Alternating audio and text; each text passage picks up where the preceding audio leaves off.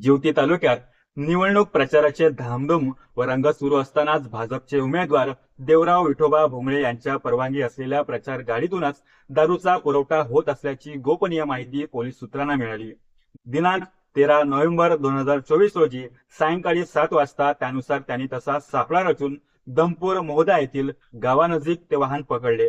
वाहन क्रमांक Tata SMH 34B20670। वाहन चालकाचे नाव श्री रामचंद्र शिवाजी गुट्टे, राहणार कोडियाल मोहदा। या वाहनातून देशी दारूच्या पेट्या गावोगावी पोहोचवत असतानाच दमपूर मोहदा येथे गावाजवळ 90 ml च्या 4 पेट्या पोलिसांनी पकडल्या असून त्याची किंमत 17,000 एवढी आहे। महाराष्ट्र दारूबंदी कायदा कलम 65 अनुसार श्री रामचंद्र शिवाजी गुट्टे यांच्यावर गुन्हा दाखल करण्यात आलेला आहे।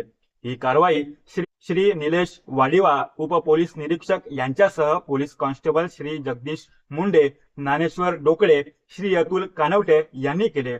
तर आचारसंहिता कक्षाचे फ्लाइंग स्क्वॉड टीम यांना सुद्धा बोलावण्यात आले।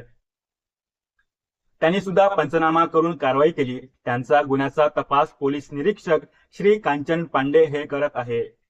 यामुळे संपूर्ण तालुक्यात याची चर्चा असून राजकीय कार्यकर्त्याचे व नेत्यांचे धाबे दणाणले आहे। याबद्दल तुम्हाला काय वाटतं कमेंट करून आपली प्रतिक्रिया नक्की कळवा।